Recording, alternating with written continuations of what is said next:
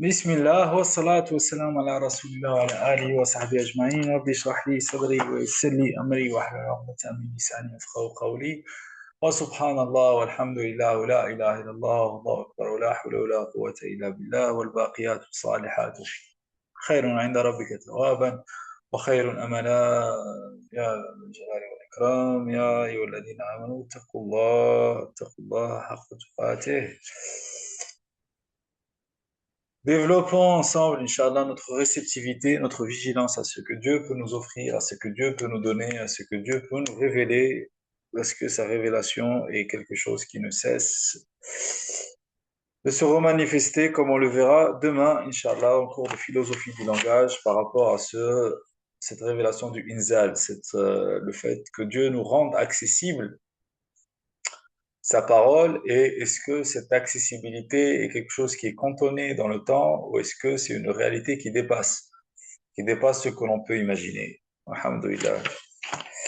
Donc le thème du partage du grand rassemblement d'aujourd'hui autour de Surat Al-Kahf, donc on a vu ensemble la fois dernière, enfin la fois plutôt d'avant, la notion de Sundus, d'accord?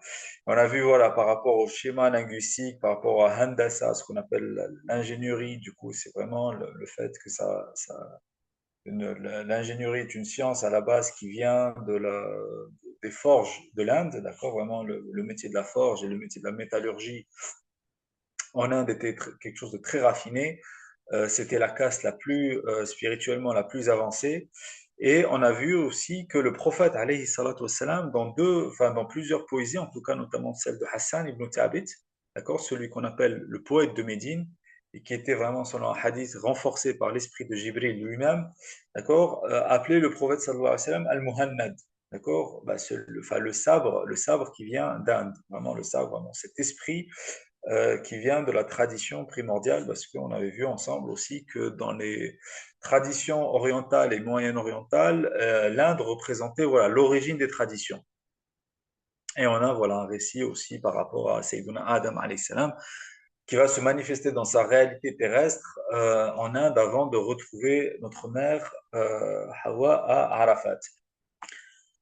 D'accord, donc ça c'est juste un peu des rappels enfin, qui vont nous servir en tout cas pour la compréhension de ce qui va suivre.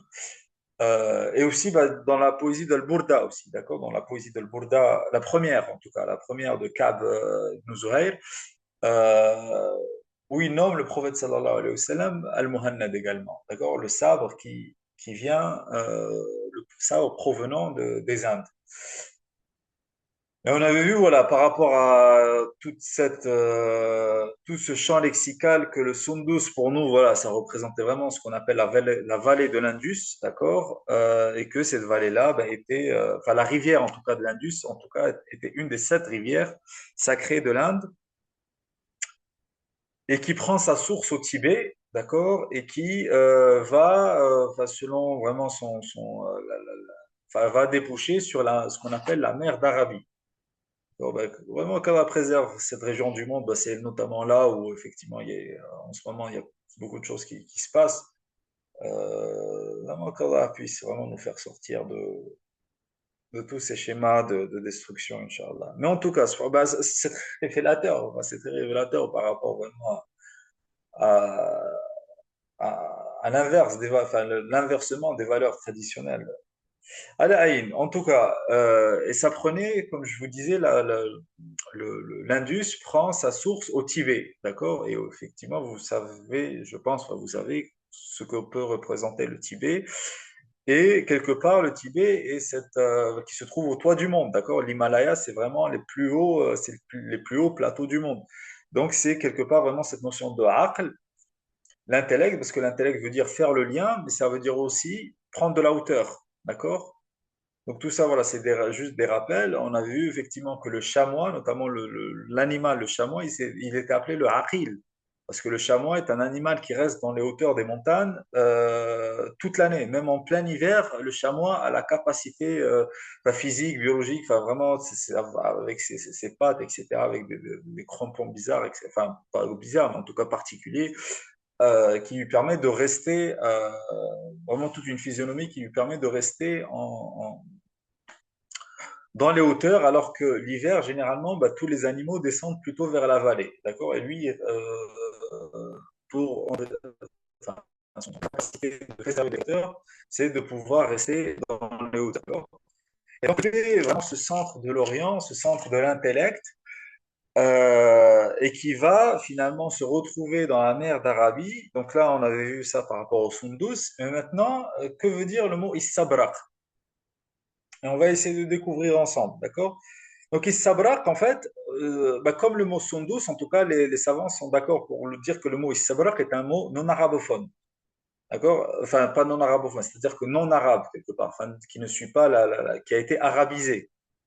D'accord? Donc c'est un nom, enfin, c'est un je crois que l'imam Suyuti, il en a, je sais plus, j'avais le chiffre en tête, enfin, je voulais même partager, je crois, en cours de philosophie du langage, 250 mots ou quelque chose comme ça, en tout cas, voilà, de noms non arabes ou qui ont été arabisés, qui ont été introduits dans le Coran, et notamment l'Isabrak en fait partie.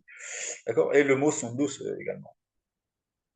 Mais si on applique en fait le mot issabraq à ce qu'on appelle la logique du ta'rib, d'accord? C'est-à-dire qu'on va appliquer la logique de l'étudier comme s'il faisait partie d'une structure arabe, d'accord? Donc il fait partie de la forme 10, d'accord? Donc c'est la forme de la quête, d'accord? Être en quête de quelque chose, comme lorsqu'on dit astaghfirullah, l'istighfar, d'accord? Donc on est en quête du manteau protecteur, du manteau divin, d'accord? Pour nous recouvrir donc c'est ça, c'est cette forme de la quête, istaf'ala, d'accord, istabra. Et donc on est en quête du barq, d'accord. Donc qu'est-ce que veut dire le barq? Est-ce que ce mot-là déjà, est-ce qu'on peut le trouver dans la tradition du prophète sallallahu alayhi wa sallam? Normalement barq, bon, enfin, même en langue arabe, le mot barq veut dire l'éclair. Mais il y a aussi, vous savez, le cheval qu'on appelle al-buraq, d'accord, le cheval qui s'appelle al-buraq. Et le buraq, c'est quoi le buraq dans la tradition du prophète sallallahu alayhi wa sallam? C'est justement cette monture, ce cheval qui va le mener vers le centre d'Occident, qui est quoi? Qui est le Masjid al-Aqsa. Subhanallah asra bi abdihi min al-Masjid al-Harami ila al-Masjid al-Aqsa. D'accord? L'Aqsa, donc c'est le centre occidental ou ce centre de l'Occident, Masjid al-Aqsa. D'accord? Donc finalement, le istabrak, pour moi, ça serait vraiment la quête justement du buraq, la quête de ce centre occidental à partir du Sundus, à partir du centre oriental. D'accord? Donc on a quelque part une quête qui se mène à partir du toit du monde, du Tibet, vers le centre occidental, quelque part ce Masjid al-Aqsa. D'accord? Donc, on part à partir du centre de l'Orient et on chemine vers le centre de l'Occident. D'accord? C'est un peu ça, en tout cas, ce qui est représenté. Mais du coup, qu'est-ce que ça veut dire? D'accord? Avant ça, que veut dire la racine baraka? D'accord? En langue arabe. Si on continue sur notre logiciel de Ta'rif, donc baraka, donc Ibn Faris, ça c'est Ibn Faris qui le dit, donc c'est pas moi qui invente des choses, vous allez voir. Donc il dit la ma'an shay, donc c'est l'éblouissement et l'éclat d'une chose, d'accord? L'éclat d'une chose, c'est pour ça que le barq, l'éclair, d'accord, il s'appelle le barq parce qu'effectivement l'éclair est quelque chose qui éblouit, qui a un éclat particulier. Mais il y a aussi vraiment, enfin moi ce que je pourrais traduire, ce que nous dit Ibn Faris, vraiment une communion du yin et du yang dans le symbolisme. C'est Ishima'ul bayad wa sawad fi shay. Donc la communion du blanc et du noir. D'accord? Vous avez vraiment cette communion du blanc et du noir et cette notion de barq, cette notion de l'éclat ou de l'éblouissement. C'est cette communion du blanc et du noir qui s'harmonise entre eux. D'accord? Ce ishtima qui opère. D'accord? Donc finalement, on comprend que cette quête justement du centre occidental se fait dans une harmonie entre le yin et le yang qui nous vient justement de ce centre oriental, de ce centre de l'extrême oriental. D'accord? Et donc c'est à travers l'harmonie du yin et du yang que l'on chemine vers le centre occidental des choses. Et ce qu'il faut savoir, c'est que l'animal, en tout cas, enfin la monture qu'on appelle al-buraq, qui est nommé notamment chez les Grecs, mais dans d'autres héritages, on l'appelle Pégasus. Ce qu'il faut savoir, c'est que cet animal-là, on le trouve vraiment mentionné dans vraiment presque toutes les civilisations anciennes. D'accord? Que ce soit celle, enfin, la Mésopotamie, Babylone, les civilisations de l'Inde, on a toujours cet animal qui revient, ou en tout cas une description qui y ressemble. Et c'est vraiment en accord avec le hadith du prophète sallallahu alayhi wa sallam, où Jibril alayhi salam, lorsque effectivement il va accompagner le prophète sallallahu alayhi wa sallam dans son cheminement du Buraq, il va dire al-Buraq, il va lui dire, il n'y a pas eu un prophète qui n'ait pas été ton cavalier. D'accord? Donc c'est complètement cohérent avec les différents récits qu'on peut trouver. Après, effectivement, il y a des interprétations de récits, etc. Mais en tout cas, la présence historique et historiographique est là. Du coup, bon, maintenant qu'on a dit tout ça, maintenant qu'on a compris que c'est un voyage, tel un voyage du Boulard du centre occidental au centre oriental, finalement, qu'est-ce qu'on comprend de ça? Qu'est-ce qu'on comprend de ça? Et là, si on revient un peu au tafsir, vraiment les tafsirs classiques de la tradition islamique, si on voit ce qu'elle nous offre, en tout cas comme méditation, eux, ils sont restés plutôt sur, parce que les meilleurs habits aussi, ils venaient d'Inde à l'époque, d'accord? Ils sont restés sur des notions d'habits, en fait, d'accord? Donc, ils disaient que le sundos, c'est un habit intérieur, mais qui a, qui a une douceur, enfin, c'est comme un peu qui ressemble à la soie, mais pas vraiment de la soie, en tout cas, c'est beaucoup plus large, d'accord? Donc, c'est un habit de douceur intérieure. Et l'istabra, ce que nous disent les tafassirs, c'est plutôt un habit rugueux. D'accord? Et sur ça, voilà, je vais m'arrêter ici. On va prendre un moment justement d'intérioriser et pour voir finalement qu'est-ce qu'on peut comprendre à partir de là et qu'est-ce que ça implique finalement nous dans notre cheminement individuel. Parce que c'est ça le but au-delà de l'étude de ce symbolisme-là. Euh, Qu'est-ce que l'on comprend et comment on veut cheminer nous aussi comme ce que Dieu nous invite à cheminer à travers cette dualité de as-sundu soit al-istabraq. Donc prenons un moment d'intériorisation et de silence intérieur.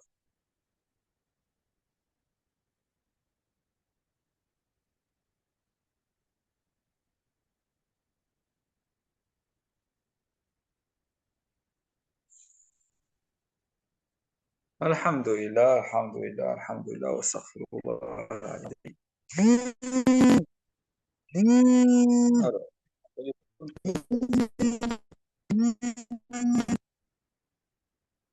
Alors, donc, qu'est-ce qu'on comprend? Ce que nous disait un type de vêtement. Donc, ils disent que le sundu, c'est un vêtement intérieur qui se porte intérieurement et qui est caractérisé par de la douceur, alors que l'istabrak est un vêtement qui a la caractéristique d'être rugueux. Et là, moi, c'est là où, en fait, où vraiment, justement, je suis vraiment, comme tous ceux qui vont être dans la réflexion autour de la structure du Coran, du Nadm du Coran, la première source d'explication du Coran, c'est d'abord le Coran lui-même. Et si vous regardez Surat Al-Kahf, effectivement, Surat Al-Kahf, se trouve entre Surat Isra et Surat Maryam. D'accord? Donc, Surat Maryam, effectivement, on a cette idée du centre occidental. Et Surat Isra aussi, on a l'idée du Majid al-Aqsa qui apparaît. Et aussi, l'autre référence au Majid al-Aqsa qui apparaît dans Surat Isra, c'est notamment à travers le prophète Daoud, alayhi salam. D'accord? Donc, Surat Isra nous dira وَلَقَدْ آتَيْنَا دَاوُودَ زَبُورًا. Donc, le Surat Isra va nous préciser que Dieu va, ce qu'on traduit par les psaumes, d'accord, mais le Zabour, on va le voir ce que c'est quand justement on va parler de Dhul Qarnayn dans cette sourate-là. Pourquoi? Parce que Dhul Qarnayn, lui, qu'est-ce qu'il va demander au peuple qui vont lui demander de le défendre de Ya'juj et Ma'juj, ce qu'on traduit par Gog et Magog, il va leur dire Atuni Zubr al-Hadid. D'accord? Il va leur dire, je ne sais pas comment on appelle ça, la maille de fer, là, comme ça, le zubur al-hadid. Vous voyez, quand le forgeron il tape, il a une espèce j'avais le mot, mais je ne m'en souviens pas. Mais en tout cas, voilà, c'est l'outil du forgeron, d'accord? Et donc, regardez, dans Surat Isra, Dieu nous dit que on a donné à Daoud le Zabour, et dans Surat Al-Kaf, juste après, la Surat qui suit, donc, Dhul Qarnayn, il a quoi? Il demande Zubar al-Hadid. Et du coup, c'est la même racine, le Zabour et Zubar al-Hadid. D'accord? Donc, on a vraiment ce lien-là qui est fait entre Dhul Qarnayn et du coup Daoud alayhi salam. Et finalement, moi, en tout cas, ce que je comprends du coup de Issabrak, tout ça pour revenir justement pour vous faire comprendre ma conclusion, d'où je tirais ma conclusion, c'est que Daoud alayhi salam, il avait justement la maîtrise des codes de maille, d'accord, de l'armure des codes de maille. Effectivement, lorsque vous touchez une armure de côte de maille, ça fait, ça fait pas enfin, ça fait un peu enfin, un toucher rugueux. Bon, c'est enfin, pas lisse en tout cas. D'accord? Enfin, vous voyez ce que c'est les côtes de maille. Enfin, je pense, ou en tout cas, il y a enfin, à l'exposition Mamelouk, en tout cas, il y avait une image, mais je pense que vous pouvez la retrouver. Voilà, la côte de maille. Et ça, c'est vraiment cette côte de maille Mamelouk. On dit que le prophète Daoud, alayhi salam, elle était très similaire à celle du prophète Daoud, alayhi salam. Et cette côte de maille, voilà, elle va avoir un effet pas très lisse, en tout cas quand vous la touchez. Et du coup, ce que moi je comprends, c'est que le sundos, effectivement, est un habit intérieur caractérisé par la douceur. Et le istabrak est quelque part ce vêtement de côte de maille, en fait. D'accord? Ce vêtement de côte de maille. Et donc, finalement, Dieu nous parle de gens qui vont être habillés intérieurement, qui vont avoir une caractéristique intérieure d'être caractérisés par une douceur, mais en même temps, extérieurement, ils seront habillés de côte de maille, d'émail en fer. D'accord? Extérieurement. Et ça, on a plein de témoignages sur vraiment que ce soit les Sahaba, que ce soit même certaines personnes de la deuxième génération, notamment lorsque les musulmans vont arriver en Andalousie. Il y aura le roi des Visigoths qui va envoyer un espion pour voir ce que font les musulmans et espionner leur camp. Et ce qu'il va leur dire, enfin, le roi il s'appelait Rodrigue, il va dire, oh Rodrigue, il faut vraiment que tu nous sauves parce que je ne sais pas si les gens qui sont venus à nous, est-ce que c'est des gens du ciel ou des gens de la terre? C'est des gens qui sont des rohban la nuit, d'accord, et des chevaliers le jour. C'est-à-dire que c'est des moines, littéralement, il lui dit c'est des moines la nuit et des chevaliers le jour. D'accord? Donc il trouve cet équilibre-là, en tout cas, entre justement le juhd de la nuit et le juhd du jour. D'accord? Juhd l'awliya au juhd l'anbiya. D'accord? L'effort de la nuit qui est vraiment l'effort des moines et l'effort de la prière, et le jour qui est l'effort de la chevalerie, l'effort de la quête vraiment de l'équilibre et de l'équité dans la cosmologie universelle. Et du coup, c'est vraiment des gens qui vont avoir cette double caractéristique-là, et c'est comme ça, moi, que je le lis, en tout cas, l'équilibre entre le sound et le sabrak. Et comme on avait vu vraiment le sabrak qui va vraiment nous donner ce symbole de l'harmonie du yin et du yang, et on est en plein dedans, d'accord? On est en plein dedans, et c'est finalement des gens qui vont vraiment trouver cet équilibre paradisiaque, d'accord? C'est-à-dire l'équilibre d'être des moines la nuit et d'être des chevaliers le jour. Voilà. Voilà effectivement la futuwa, voilà. Je ne sais pas si vous connaissez un peu ce concept-là, qui a été un concept islamique qui a apparu voilà, à l'époque abbasside et puis voilà, qui a continué ce concept de Futuwa. Mais effectivement, le concept de Futuwa se veut vraiment d'abord et avant tout une Futuwa spirituelle. Et c'est comme ça que les Ashab al-Kahf vont être cités, d'accord? إنهم فتية آمنوا بربهم وزدناهم هدى. Donc vraiment, ils étaient constamment cette recherche de fraîcheur, cette recherche de renouveau. Et comment, l'activisme du jour, on ne tombe pas dans les travers de l'activisme qui peuvent nous mener à un burn-out, bah, c'est en retrouvant la fraîcheur de la nuit. Voilà. Voilà. Bah, alhamdoulilah, Rabbil Alamin. Wa barakallahu fikoum en tout cas. Et qu'Allah nous permette, en tout cas, qu'Allah nous permette d'être des prières de nuit et des gens qui sont en posture de l'agir le jour, dans une posture d'équilibre, dans une posture du bel agir, dans une posture du bon agir, Inch'Allah, qu'Allah nous permette de ne pas nous courber face à ce qui nous dépasse, parce que Dieu dépasse encore plus. Qu'Allah nous permette de toujours rester en alignement avec sa volonté, que sa volonté soit faite dans la terre comme dans le ciel, que sa volonté soit faite dans la terre comme dans le ciel, que sa volonté soit faite dans la terre comme dans le ciel. Walhamdulillahi Rabbil Alamin. Wa barakallahu fikum. Wassalamu Amin. alaikum. Salam alaikum. Merci. Voilà.